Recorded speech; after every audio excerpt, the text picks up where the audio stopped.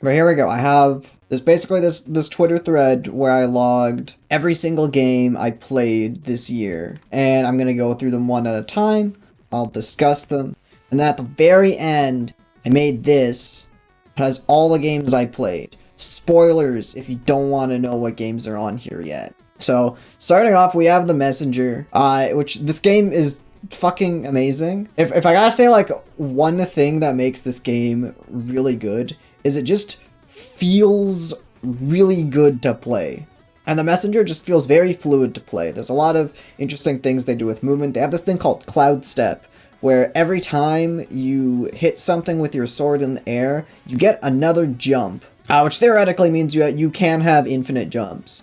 They also have a grappling hook that gives you a big horizontal boost, and this game is a ton of fun. Also, for this entire list, I'm going to be doing my best to avoid spoilers, and I won't go into spoilers, but there's definitely a lot of interesting mechanics it plays with the more you go through the game.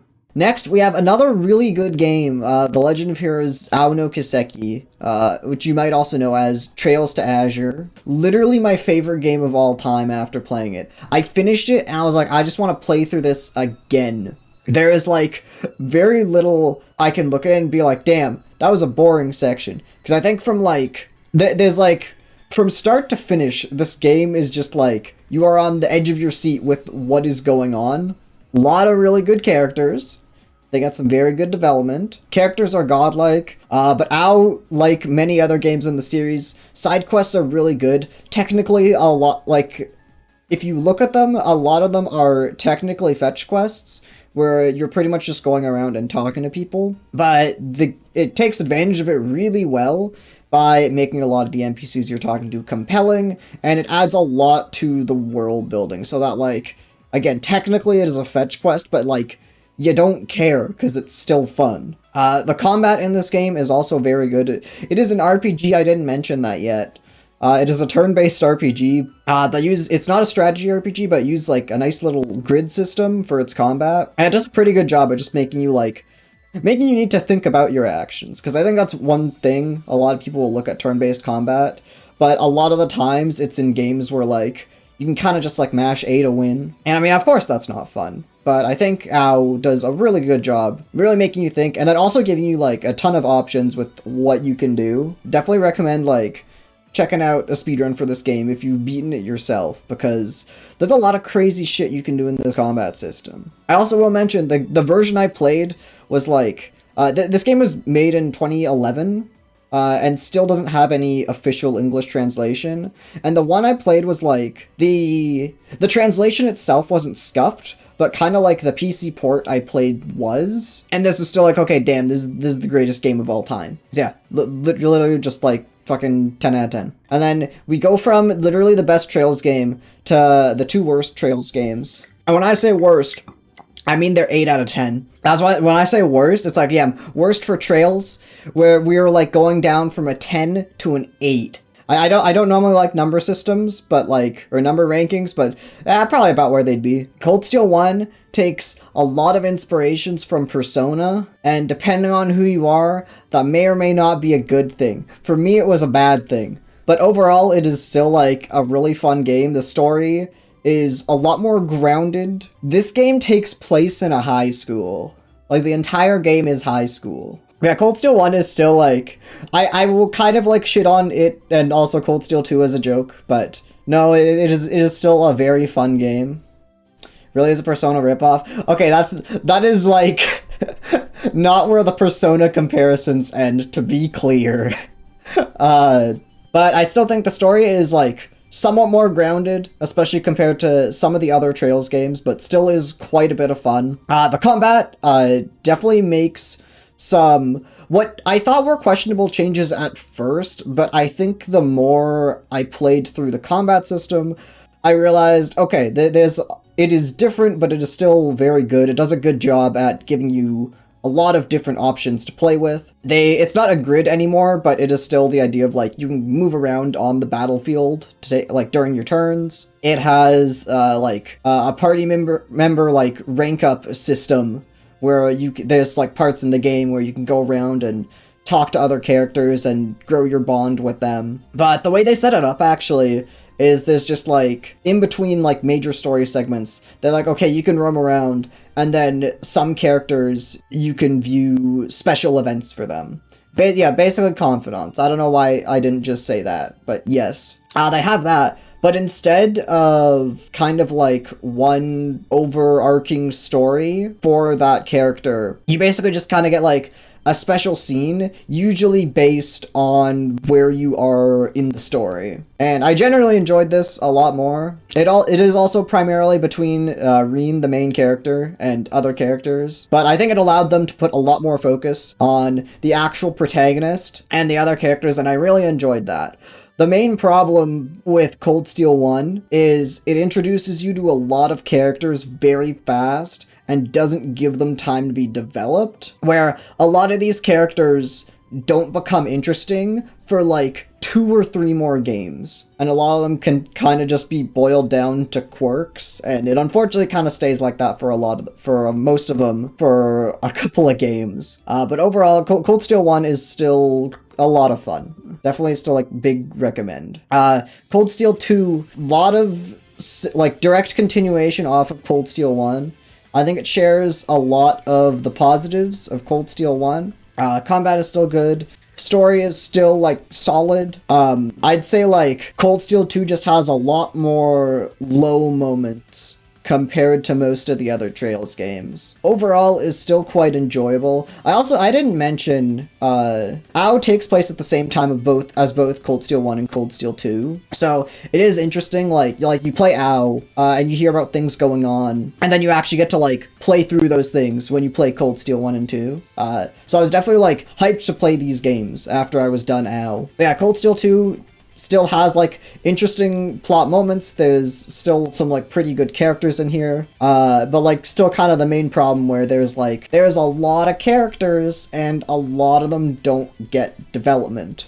Another big problem this game has is it doesn't end when it needs to. This game actually, like, goes on for 5 more hours than it needs to, with, like, this really stupid dungeon at the end that has no reason to be there. And it definitely is, like, it kind of sucks when, like, I think I guess what I can call the first ending of Cold Steel 2, I think was done pretty well, and I really enjoyed. Like, for real, I will shit on this game kind of for fun, but, like, for real, this game is, like, still really good. So, Megadimension Neptunia V2, this isn't a 7, this is V2, because the game before this was called V. Yeah, Game of the Decade right here. So, I think there's kind of like, there's like 2 halves of, I'd say pretty much all the mainline Neptunia games, where you have the one half where you have the story that is presented essentially the same as a visual novel, where it's a lot of like meta jokes and fourth wall breaking humor, and very self-aware writing. And I'm not gonna be like, damn, this is like a masterclass in writing, but I will say it is very fun. If I want to like kick back and like experience some like anime schlock that is very aware of what it is, I think Neptunia is great. I think this is something I'd recommend to people if we didn't have the other half of the games, which is the gameplay. Which, it's funny that we're talking about this in the middle of all the Trails games, because Neptunia's combat system, there's a lot of similarities in the combat systems, but Neptunia's feels very not as well thought out. And it's very annoying when, like, there's a decent amount of bosses that are, like, demand a decent amount out of you when the game doesn't give you that much to work with. And it's definitely not as bad as previous Neptunia games, but there's still a couple points where you have to grind. There were a couple points I remember not liking. The first giant boss, I'm pretty sure I had to grind for that one. And there was, like, I think a couple parts in the end game. There is also just, like, I'm pretty sure the item system in this game is still the same as the previous games, where it's just, like, a lot of grinding to get materials, to get, like, what are kind of essential items. So I think, like, damn, if this was literally just a visual novel, I think I'd have, like, know what you're getting into, but it would be a fun time. But with the gameplay, it's like, okay, you're gonna have, like, half the time you'll be having a blast with, like, dumb anime bullshit that knows what it is. And the other half of the time, it's like, really not well thought out combat. There is also like dungeon design in this game is like you finally, if you played the Rebirth games, it's like, thank God. I mean, it has the best combat in the series. I'm not gonna deny that. Still sucks. I wouldn't call it good. Exploring areas is still like relatively boring compared to at least like other RPGs. Compared to the previous Rebirth games, it's a lot better because they don't always reuse the same maps. They still bring some of them back, but they don't reuse them as much. Kind of like exploring locations. It's like 6 out of 10. That's really impressive for a Neptunia game. I mean, I guess I won't deny that. It is very impressive for a Neptunia game. I will give it that much. But it's like, yeah, so it's like, it's very much a step up from the previous like mainline Neptunia games. But at least to me, it still didn't feel like enough. Damn, okay, so we talked about the greatest game of all time, Aono Kiseki, earlier. Now we're at the second greatest game of all time, The Legend of Heroes Trails of Cold Steel 3. The thing I was talking about earlier, when Cold Steel 1 and 2 to an extent have like a lot of characters and don't give them time to develop, 3 does not have that problem. And it is what makes me enjoy it so much. It has a much more focused party of like core characters and gives these characters a really good chance to develop. Not all of them get development in this game. Some of the characters' developments are relegated to other games, but overall, it feels like what I enjoy about Trails games. Like there's very little I can say I disliked about Cold Steel 3. The only parts I don't like, this game has a lot of win in the fight, lose in the cutscene, and then you get saved in the cutscene by characters I don't want coming back. But overall, like, story is really enjoyable. They do a really good, like, a couple of the characters from Cold Steel 3 are like actually like top tier for Trails characters for me. Combat, just like previous games, is still really good. They definitely add some new mechanics on, like Cold Steel 1 and 2 I'd say still have pretty good combat, but they add some new mechanics to add some even more depth, more resources for you to manage, and you just have like a lot of options at your disposal. Not just Cold Steel 3, but definitely all the other Trails games. I do want to go back at some point and just like play through them on the highest difficulty, because I feel like, especially games like Cold Steel 3 and 4, which I'll talk about in a second, just have like a lot going on where I think like any RPG that's really gonna make me think about my actions in combat, I really find enjoyable. And then Cold Steel 4, which is like, I feel like, I think the more I look back on Cold Steel 4, I think it's like, it's really funny, because it has like, plot-wise, yeah, Cold Steel 4, I'm like kind of conflicted on when looking back at it, because I think like, the main plot of this game is like, relatively one of the weaker ones. It's not like horror. It's not like, I don't think it's like really bad or anything, but it's like relatively one of the weaker ones for the series. On the flip side, it has some of like the best hype moments in the series. There are moments in this game that are just kind of like unforgettable, and just like how excited you are when it happens. Combat is very similar to Cold Steel 3, so like really solid there. They give you a decent amount more characters. Actually, I didn't mention this for Cold Steel 1 and 2, but they give you a lot of characters to use. And while I can't confirm it, this may or may not have led to them making enemies generally easier, or they just like didn't have enough time to like fully balance everything. But I think breaking Cold Steel 1, 2, and 4 can also be part of the fun, depending on like what difficulty you're playing on. Okay, next up I have Resident Evil 1. I played the PC version of this game, like the HD port of the remake for GameCube. But yeah, Resi 1 was, I think, the last mainline Resi game that I played before 8 came out. Resident Evil 1, I think, has some of my favorite, like, atmosphere and areas just in the series. But yeah, I think the fixed camera angles are, like, my biggest problem with this game. Resident Evil 1, like, I kind of understand why they had the camera, like, at the time, back whenever it came out in the 90s. But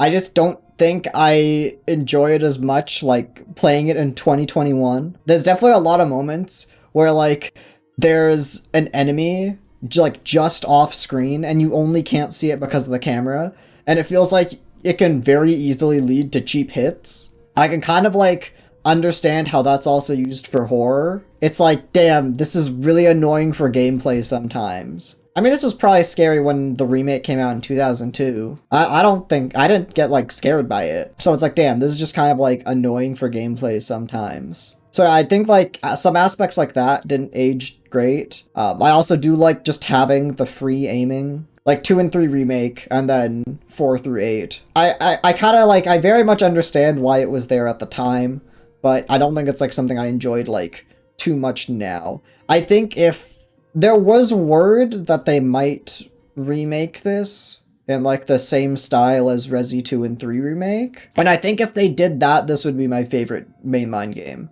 Or not that I've played the side games, but I think this would be my favorite game in the series if they did that. Because I just think, like, the atmosphere is just, like, amazing in this game. RE1 also kind of, like, progresses similar to a Metroidvania-style game, which I enjoyed, because it just kind of, like, sets up things early on, like, oh, this door is locked, you'll come back later, like, with a key, things like that. And with that, it gets, like, a ton of use out of the mansion, it kind of just makes you anticipate, oh, what's behind this door, as you're searching through. Yeah, I think that's pretty much it for Resi 1. Then we got Yakuza 0, which is another game that I don't think it's as conflicting as Neptunia is, but I do feel very similarly where like godlike writing, not for the same reasons, but like I really love the writing and story in Yakuza 0 and don't like the gameplay. I don't think the gameplay is like, besides like one section, it's not horrible. It's not nearly as bad as Neptunia was for me. The story is like phenomenal in this game. It definitely like keeps you gripped as like they slowly kind of drip feed some secrets and get you invested in the story. And it's just like a really good ride from beginning to end. And on top of the main story, I definitely didn't play like anywhere close to, I didn't get anywhere close to completing the side content. There's a lot of really good side missions. I'll talk about like story and stuff first, but I really enjoyed like on top of the main story, there's an excellent side story, or excellent side stories, where it definitely felt like, okay, I'm gonna go in the overworld and just like run in a direction, and I'm gonna find some side quest, and it's gonna be good. And that is literally what happened. It's like, oh, let me run here, and then we had to like help out Michael Jackson film his video as like we beat up people trying to stop him from dancing.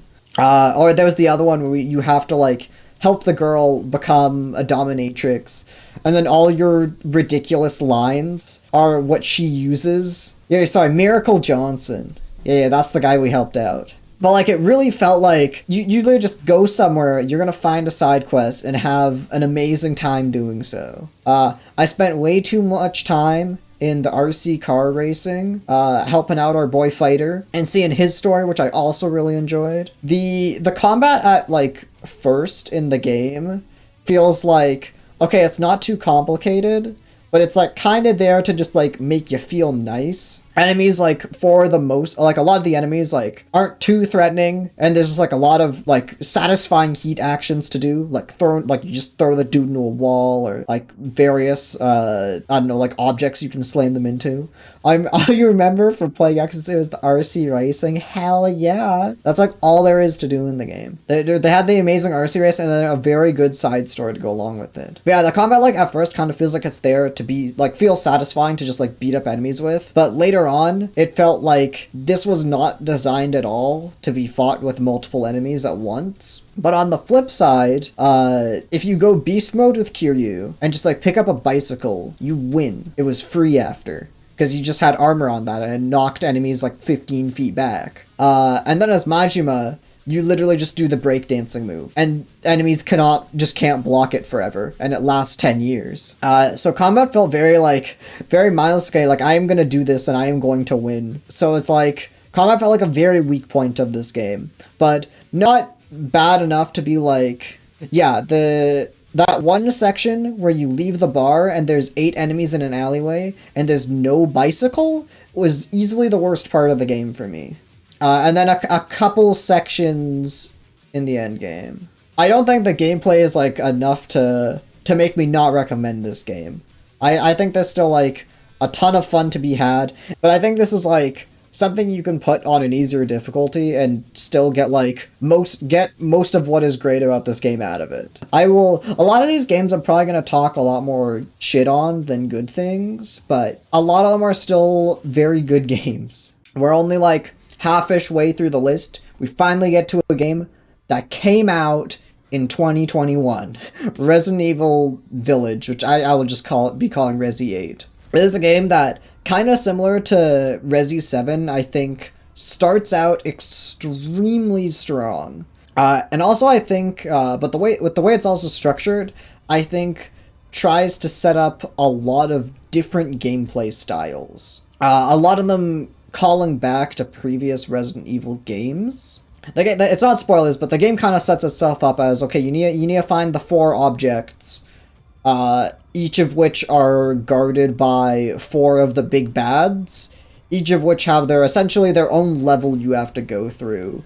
With like the first level reminding me a lot of the beginning parts of like Resi 1 and 2, and actually a 3 as well, where it's like a little bit more open. You got to go around like finding keys to unlock doors. It's like very, very light Metroidvania elements, because it's like very similar to only the first parts of those games. You got some dude chasing you throughout the time. That's the lady that everyone wanted to be stepped on, that you probably heard about earlier this year. And then the like second section of this game is probably like one of the most well-crafted horror experiences I have like played in a game. I don't know if I still have like the footage. I don't think I ever made like highlights for the game, but I was like on the edge of my seat wondering when the jump scare was happening, and it was actually like fucking phenomenal at building suspense. And then kind of the later section, like kind of the second half of the game, I think was still very good, just not as good as those first 2 sections. And played a lot more similar to how like Resi's like 4 through 6 are structured, but definitely like a lot more action focused. But overall, I really enjoyed this game. They had also, like 4 all throughout, like killing enemies is like you are incentivized to do that. They drop money as well as various other things. So combat definitely plays like a larger part in this game than it did in previous games. I don't think you're like nearly as powerful as like Leon was in 4, but definitely like puts a lot more focus on that, and it was like very enjoyable. There's like this game has inventory slots, but I don't think it had any inventory management because you always had enough slots for everything. But for the most part, there is still some resource management though, because there's items you can craft. It's like a lot of deciding between, okay, what kind of like, do I want to make like grenades or extra bullets or healing items? And also, they played with healing a little bit differently in this game, where I don't think, besides like certain attacks, I don't think you can actually get one shot in this game. Where what happens is like, if you get hit below a certain threshold, which I'll just call like red health, if you get like knocked into red health, you have to get hit one more time, but you can regen health out of red health. So it's a very like interesting way where like, if you were careful enough and good enough, you could technically like get hit, but never have to use healing items. So there's a lot of interesting mechanics this game played with. Early game I definitely felt was better than the second half. Still like very fun. I think when this game came out, I streamed it for 9 hours, which is the longest I've ever streamed. Don't take all the bad things I'm saying like it was bad. Like I was hooked, I was excited to play, and I had a like very good time with the game. As I didn't beat the game in that 9 hours. I had to do like a second stream of an extra like 5-ish. But no, this game was like a ton of fun, and I look forward to how Capcom tries to continue the series from here. Oh, and then we have You and Me and Her, A Love Story, which I'll just be calling Totono, which is like the shorthand of the Japanese title. I can't talk about this game. It's really hard to talk about this game without spoiling it. But all I'll say is like, I don't think I'm ever going to read something like it again. It provides you a very unique experience. Based on the title, you can probably tell it is a love story. It's very hard to talk about it without just saying like, this will give you a very unique experience. And I think it's like one of the most Do I want to say enjoyable? I'll just say this is one of the my favorite VNs. I haven't read like a whole bunch, but I've still read a handful, and this is like one of my favorites. Also, if you are going to play this game, if you look it up on Google, you will find like the auto Google image results will definitely give you spoilers. So just like look it up on VNDB. Don't play the Steam version. Steam version leaves out important content. Look up the title of the game, and then just like add VNDB at the end so you don't get stupid Google image spoiler results. VNDB will take you to where you can buy this game. Definitely some moments I can't say I was happy, but yeah, I absolutely loved reading through it. Next we got Ys 1, which is, Ys 1 is a very interesting game. Where for anyone that doesn't know, I don't know if you know what Hydlide is. Hydlide is like Legend of Zelda before, like, Hydlide is like kind of like top-down things. The word I'm looking for is dog shit. It is dog shit. Okay, it is dog shit. However, I think it's a very interesting experience because this is an action RPG from the 1980s. It doesn't tell you what to do at all. It's still a relatively linear game, but doesn't give you any kind of like objective markers or anything, which may be good or bad, but it was just like, it's a very interesting experience. The game is also like 4 hours, so it's like, I don't know, compared to like other shitty RPGs, this isn't gonna like take up too much of your time. You can beat it in a day. Yeah, the combat in this game is like the bump system. Alright, so like to be clear, the version of Ys 1 I played, I believe is a remake of a remake? But it essentially uses what's called the bump system, where it's like, imagine top-down Zelda, but instead of attacking, you just run into the enemy. And you want to like run into either beside them or behind them. As you can imagine, it doesn't play well. Oh yeah, it's very interesting to play this. I was like, damn, this is how they did it back then. This is how they did action RPGs before that was a genre. I think kind of put a bad taste in my mouth for Ys. So if you're gonna start with any gameplay origin, I've also heard that's a better starting point for the series, despite not being the first game. Kind of like how you can start with like Yakuza 0. Oh yeah, you can also start with Ys 8. I've heard very good things about Ys 8. Ys is not at all like Trails where you need to play them in order. But yeah, game of the century now. Deepest Sword. This is just like a small little indie like kind of like platformer puzzle game, kind of in the same sense as something like Getting Over It. Not nearly as punishing as that game, but it's like, damn, we're gonna kind of give you like a shitty control scheme and you're gonna navigate this level. I don't think this plays like nearly as bad as that, have nearly as like bad controls as any of like the other type of games like Getting Over It. But there's just like a fun little game like that will take you no more than half an hour. It is free on Steam. It's just like a fun little charming game. It also has a lot of penis jokes, and by a lot of penis jokes, I mean the same penis joke 5 times. Where essentially like you're trying to slay the dragon, but your sword isn't big enough. So essentially what happens is like you get to the end of the level, try to stab the dragon, doesn't work, and then you come back with a bigger sword. And I think this actually like plays into the levels in a really interesting way, because like it's kind of hard to describe without showing it, but like when your sword gets, or every time you like go back, when you like do a new cycle, and your sword gets bigger, you have to go through all the previous levels you've already gone through, which sounds like really bad padding, but you actually have to navigate some of them differently when you have a bigger sword. And that can mean like either finding new ways to go through it, or potentially even finding like some kind of shortcut to go through it. And I think that's like really cool. I'd be interested in seeing this done on like a bigger scale. But this is like, it's a fun little charming game that is free and won't take you any longer than half an hour. So like, it's hard not to recommend this. Then we have Grisaia no Kajitsu, or the Fruit of Grisaia, which funnily enough, the only reason it's on here, I started this back in 2019, and did 4 out of 5 of the routes back then. And the last route I only finished this year, hence why it's on this list. Is like also kind of like Tono, one of the greatest VNs I've read. I think it does a very good job playing with like different tones, where like the common route at the start of the game essentially is kind of set up like a slice of life, where there's a lot of funny moments. The comedy here is phenomenal. And then after you get through common routes, you find out these girls aren't quirky for no reason.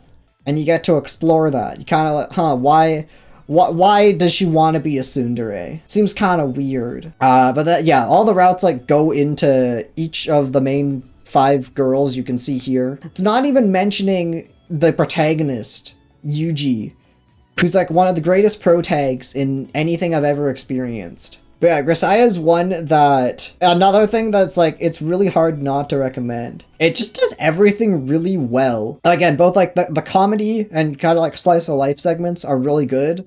And then the stories for helping out these girls through their problems is also just like really good. Okay, Simulacra is one of those like, oh, you find a lost phone games and then you like piece together what happened. I think this game is like, I think like a lot of these games, the premise is like, I want to figure out what happened. And a lot of them deal with like kind of similar like puzzle like elements where it's like, oh, you got to figure out like the password to her, like, I don't know, like dating app. You're going to go through emails and find like her birthday or something. So things like that. I think the puzzle elements are pretty interesting. But yeah, the overall, like, as they slowly drip feed the mystery and what actually happened, I think the more that happens, the less interesting the story becomes. I won't go into spoilers, but I will say it's like, it's not something I expected, and it's not something that was like a satisfying conclusion to everything they set up. But like the puzzles were still alright. It was an okay time. It's always a shame when something has a really interesting look until you learn more about it. Yeah, it's like, I mean, I think a lot of these games, like, because this is like, I don't know what you call it, but it is kind of a genre.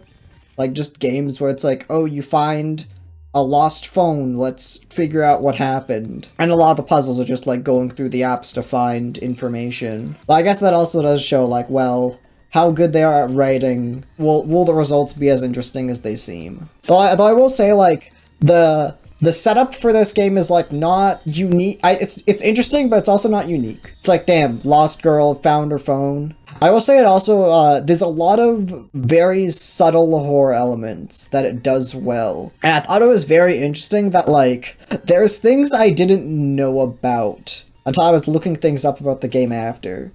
But there's a lot of subtle horror things the game does really well. There's also some really shitty jump scares. But there's really subtle horror things that, like, I definitely respect out of the developers. I was like, damn, that's really cool. I kind of wish I noticed that when I played through it the first time. You can also get this game for very cheap and beat it rather quickly. So it's like, not something I think is gonna like waste too much of your time if you don't like it too much. But overall, like, it's okay. Then we got Higurashi. I have Nonaku Koro ni and Nonaku Koro ni Kai, which is basically just like the first 4 and last 4 chapters of it, as like the 2 halves. Watched half the anime 5 years ago. Higurashi is a classic. Well, funny story. I also want my first introduction to Higurashi was like watching the anime at least 5 years ago, and I watched the first season, which covers up to chapter 6, I believe. But it had been a while, so I was like, okay, let me actually check out the visual novel. It does a very good job setting up the mystery. I think chapter 1 like hooks you in extremely well. Makes you feel very it sets you up to kind of feel safe. Oh, there's a nice little slice of life. It makes you feel very uncomfortable after, and then sets up the mystery pretty well. Yeah, chapter 1 is very good. Chapter 1, for anyone interested, is also free on Steam, I believe. Chapters 2 through 8 you have to buy, but chapter 1 is free. So if anyone wants to get like a good piece, like it's an extremely good introduction to the story. Yeah, free until COVID's over, so you definitely got you got quite a bit of time. I don't think it's like spoilers to say the first 4 chapters, they are literally referred to as the questions arc. So they will essentially like set up questions and explain nothing. And then the last 4 chapters, the answers arc. Well, they answer a lot of your questions. But like, big recommend. Though I will say, I think a lot of people know Higurashi as like, it's horror. It's there to scare you. I honestly think after like maybe chapter 2 or 3, it starts to like move away from kind of the horror uncomfortable elements. But at the same time, it gives the characters really good development. And that, like, it was a pleasant surprise where the best part of Higurashi was not, like, uncovering the mystery, but it was just that, like, they used the setup of the mystery to give the characters really good development. More of a mystery with horror elements. I would honestly say, I mean, I'm not gonna claim anything from the anime because it's been too long ago, but I will say the visual novel, like, there are some bits with, like, implied gore, but I'd say the more it goes on, the less about horror it becomes. And I'd even say, like, I'd say the biggest problem with Higurashi is that its mystery is too fucking hard to solve.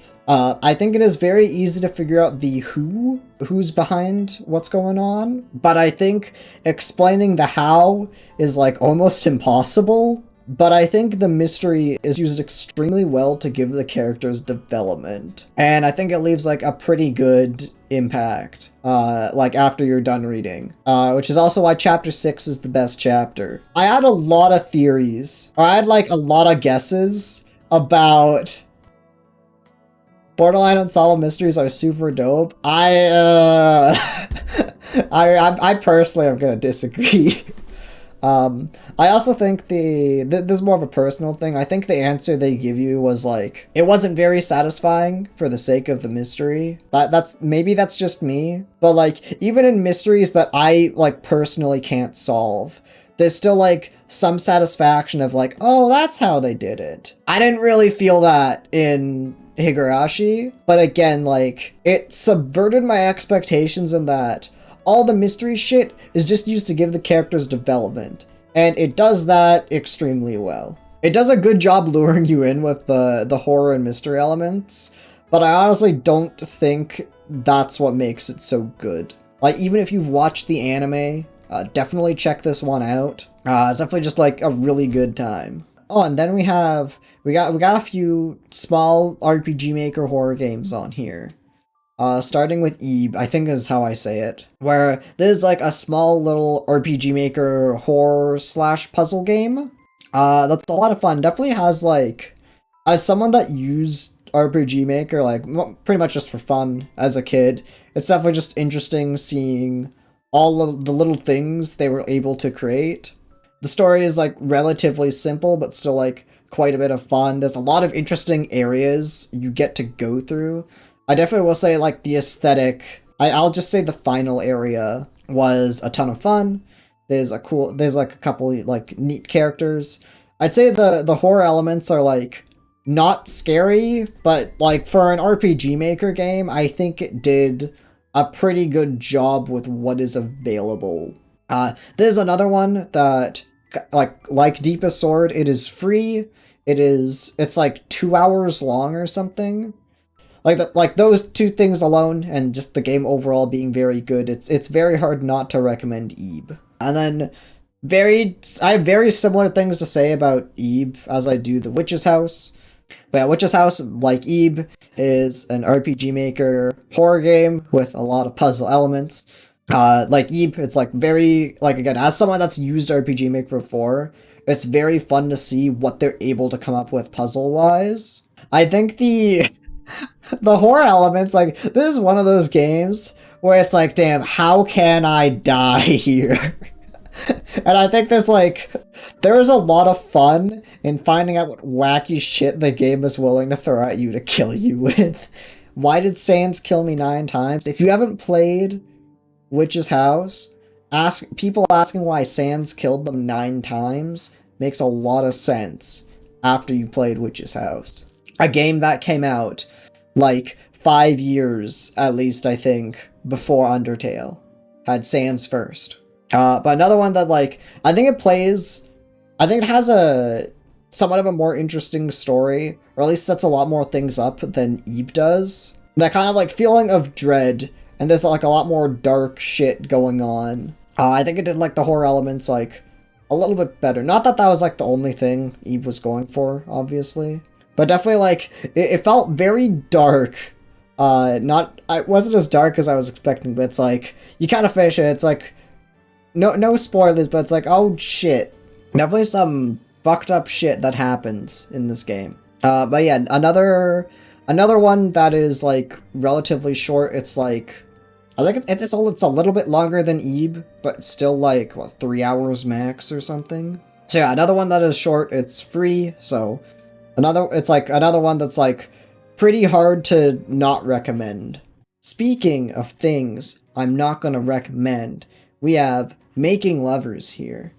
So this, I read this after Higurashi. I was like, okay, I want a VN that's like a little more of a lighthearted time, because Higurashi is like, so it's like, I was looking for something like with a more lighthearted story, but I wanted a lighthearted story. Making Lovers doesn't really have like much of a story.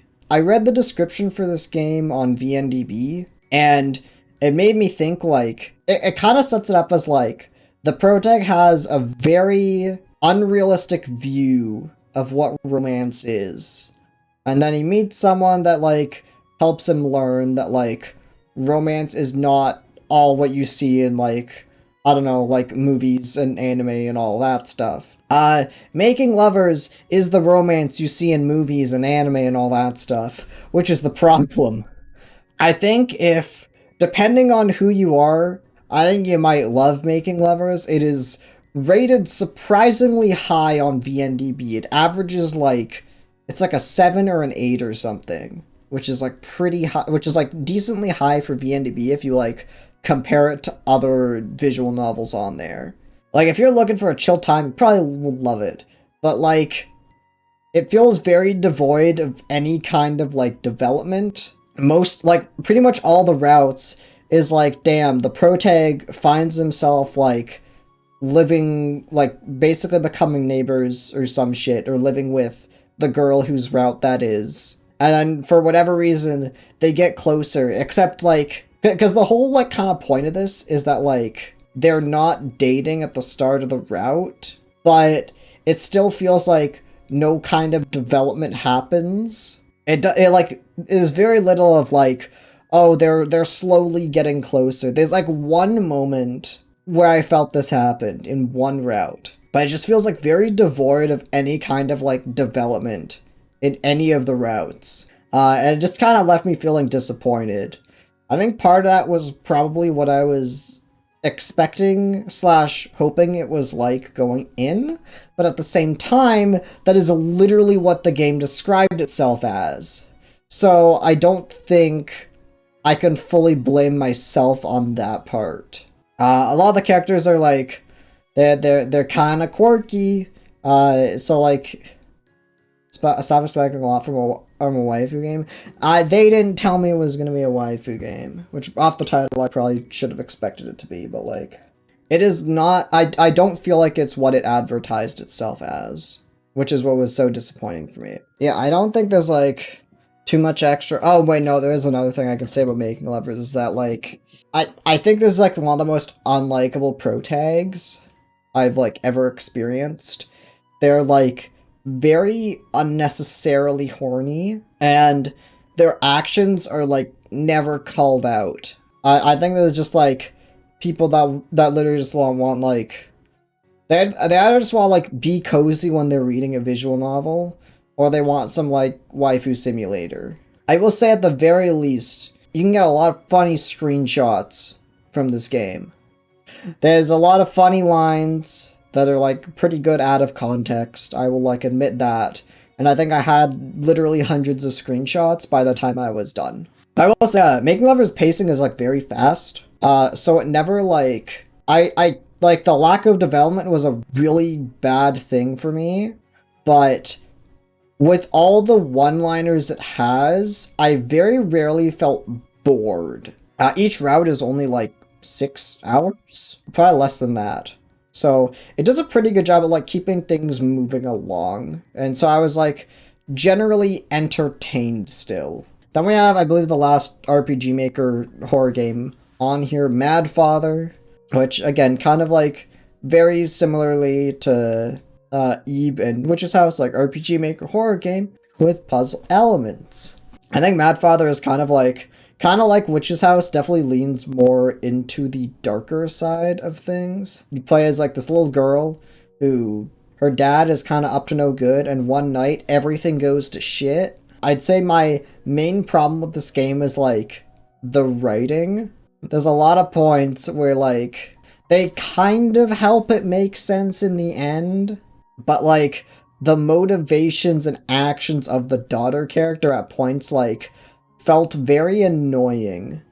Same with her mom, but overall it's like a pretty good time. It felt also very open, especially like the early section there. There's just like a lot of different rooms you can check out. There's a lot of exploration going on and collecting items. Like you'll get to meet a lot of the victims of her dad, and it's definitely just like, you don't feel entirely comfortable at times hearing the backstories. Being a murderer is fine, but cheating on me? Oh, hell no. Yep, that's pretty much some of the character motivations. And then we have the last Trails game I'm talking about today.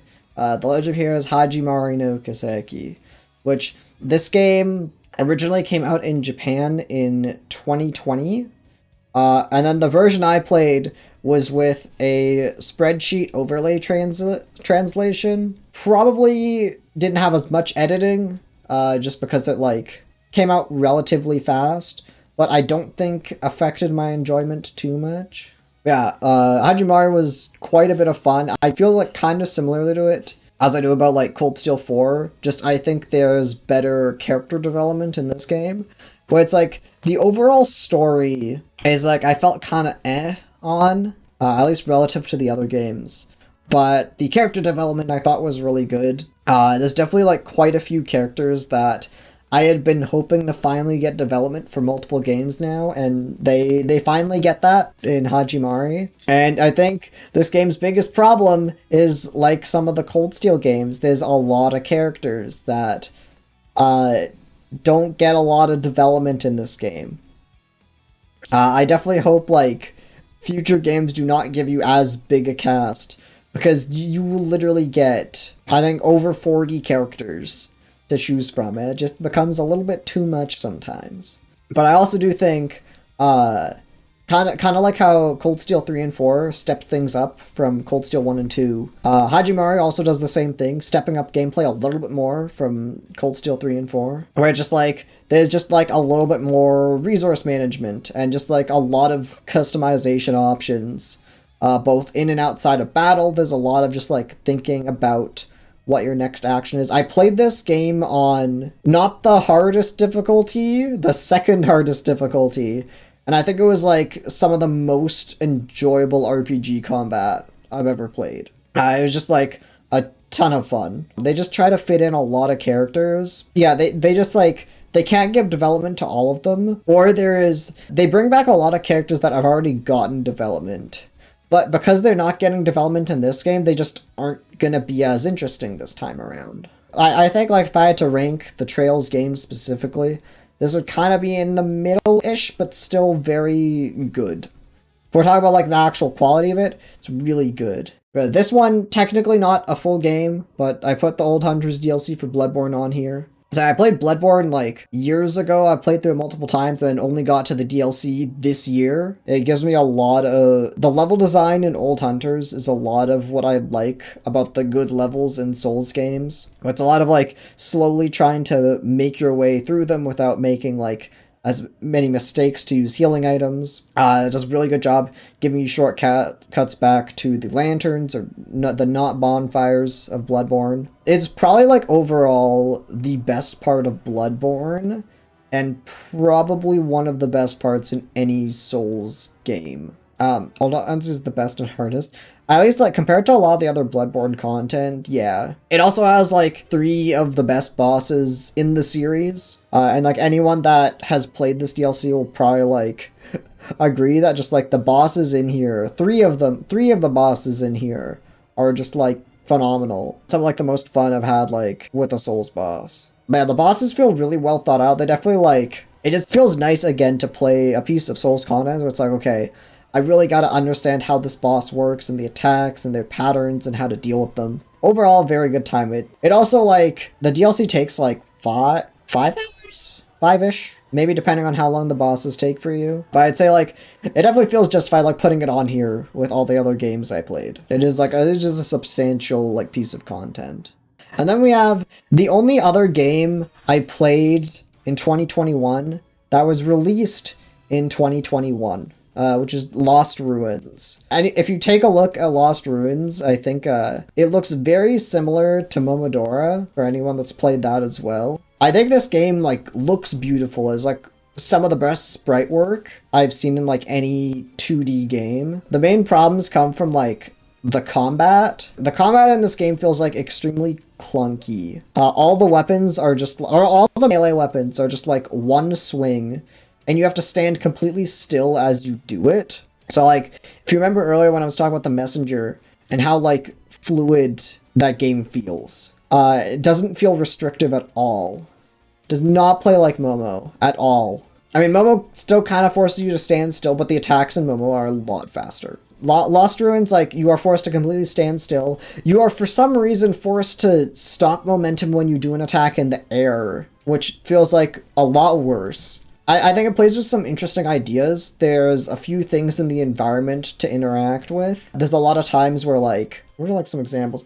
They'll, like, spill, like, something on the ground, something like poison or oil. And if you have something with fire, you can actually like have that catch on fire, and if there's any enemies on it, they'll take a bunch of damage. So I think it has a lot of like interesting ideas, but I think they needed to allow you to be a lot more freeform with the combat. Yeah, Momo's combat feels like very nice, especially like when doing the speedrun for that game. Like that game very like doesn't put a lot of recovery on a lot of combat options, and it's just like you can freely go from like one thing to the other. The story and writing also feels like, I don't know, they had some like, I can't tell if it's self-aware. Lost Ruins also, I don't know if it's labeled as one, but it's definitely like, or it kind of sets it up itself up as a Metroidvania, but this game has like almost nothing to backtrack for, and is extremely linear, which, like, I mean, isn't necessarily a bad thing, but it definitely, like, sets itself up as a Metroidvania.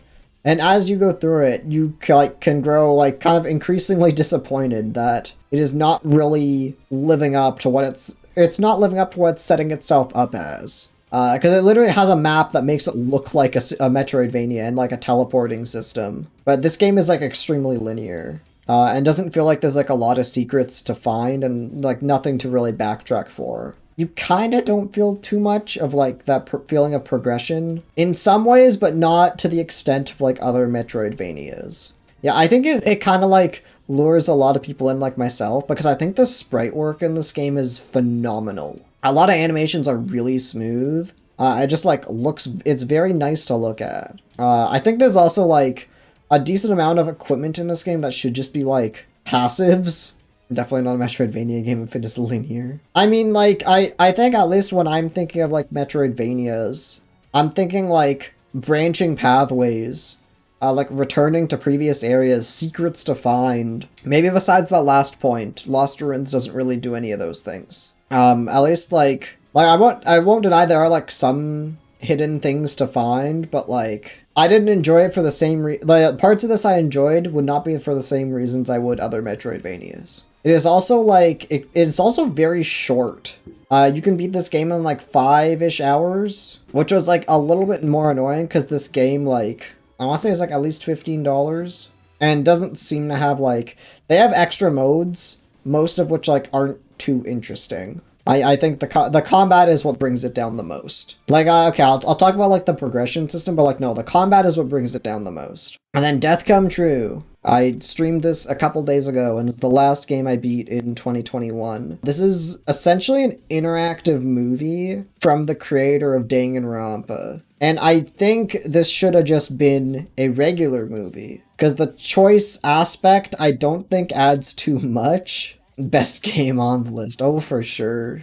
Basically, you wake up in a hotel room with amnesia, and there's a girl tied up in the bathroom. And you gotta figure out what's going on. And there's a weird death loop thing going on, and you don't know why. And slowly, you will find out why. The main story of this game, let's just like assume you pick the right option every time. It's fine. It's not amazing, but I also wouldn't call it like super bad or anything. but that's like assuming you pick the right option every time. I think the choice element of this game is useless. Besides, like, them being able to throw in a couple funny death scenes here and there. But there's literally points where they will, like, give you multiple options. I cleared, like, there's one choice. Leave it to the creator of Danganronpa to make a game of questionable quality. I mean, I like the Danganronpa games. I don't think they're...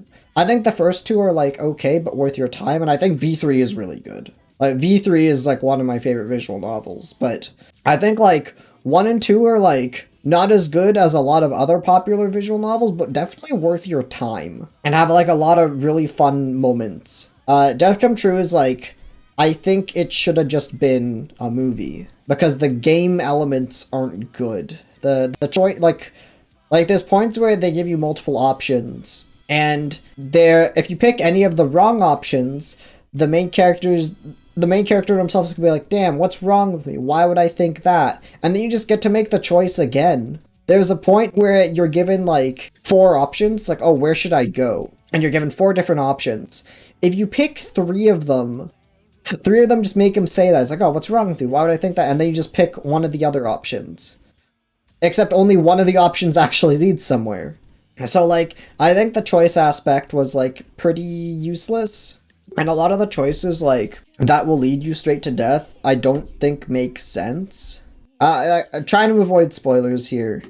But I'd say there's one where, like... I'd say there's 2 points I remember where you can choose to, like, say something or not, or, like, do an action or not.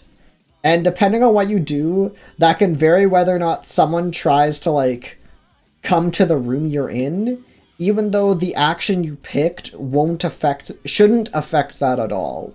They're very, like, arbitrary choices. Or very arbitrary outcomes depending on your choices.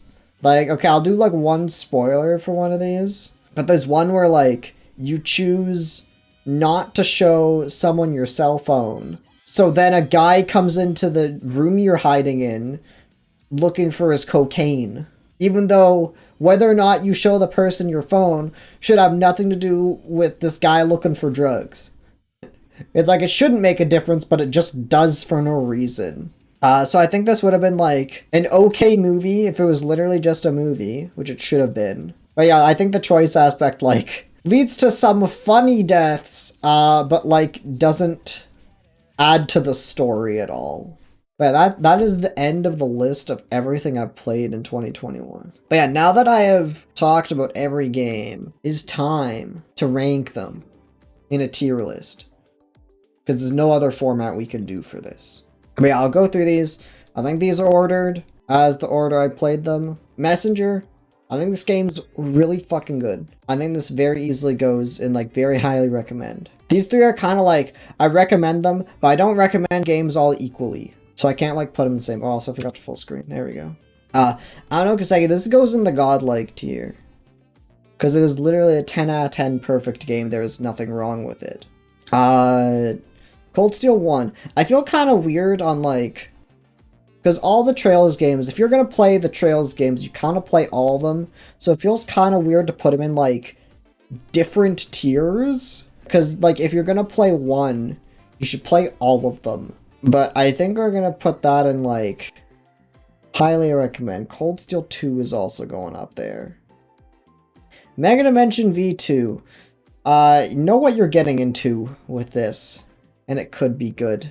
Cold Steel 3, it's not godlike, but it's still up here. Cold Steel 4 goes down here. New tier above godlike for Neptunia. Resi 1's another game. I feel like kind of conflicted because, like, camera angle stuff. I feel like there's going to be a lot of games in this tier. Highly recommend. You know what? I'll put it here for now and we'll see how it looks at the end. Yakuza 0 is like... You know what? No, Yakuza 0 goes up here. Because, like, the story is very good. And I think you can get past the gameplay a lot more easier than something like Megadimension. I also think the writing is just, like, generally better. But they go for very different things. So it's not a... I don't think it's a fair comparison. Village is another one I put up here. This is very good. Like, despite the problems with that game, it is still very solid. Alright, You and me and her, this goes in Godlike. Yeast 1, know what you're getting into. Put that one on the bottom, no fucking way. It's like actually one of the best VN experiences. Deepest Sword is like... Deepest Sword is a funny one. You know, hang on, man, we need to make a new tier. Yeah, free to play and short. None of these are, I think anything I put in here. Okay, I'm gonna put Deepest Sword, Ebe, and Witch's House all in here. Because they're like, these are free to play short games. I think these are like free recommendations. Yeah, well, I don't want to call it like a might as well tier either. Like, I don't want to say like, put Deepest Sword up with like some of these games. Because I definitely like felt a lot more when I played these games. But you have no reason not to play Deepest Sword. If that makes sense. Like these, these are definitely not like below recommend in quality. These are like, yeah, you should play, like, you have no reason not to play these. They're also very good for different reasons. Yeah, Grisaia goes in Godlike tier. Simulacra, I think that goes in okay. Because it's still something like, it's not something I'm gonna super highly recommend. It's okay, I think you can get enjoyment out of it. Higurashi here. Because that one's really good. It's not as good as these two for visual novel standards, but still really good. Making Lovers, know what you're getting into. As much as I didn't like it, I think I understand the audience for it. Mad Father going in recommend. It's good, but I don't think I enjoyed as much as Eber Witch's House. That's mainly for the overall story. Hajimari going up here. We're gonna have anything in highly recommend that's not a Trails game? I don't think so. Bloodborne Old Hunters. I think I'm gonna, It's like relatively short for its price, assuming you don't buy it on sale. But I think the content it has to offer is like extremely good. Lost Ruins I'm putting in okay. And then Death Come True. Trying to think if I put Death Come True and know what you're getting into and okay. It's one of those. I don't think I'd recommend it. Yeah, I think I'm gonna put this in know what you're getting into. Purely based on the ratio of how much you get out of it to how much it costs. But there we go. That is like...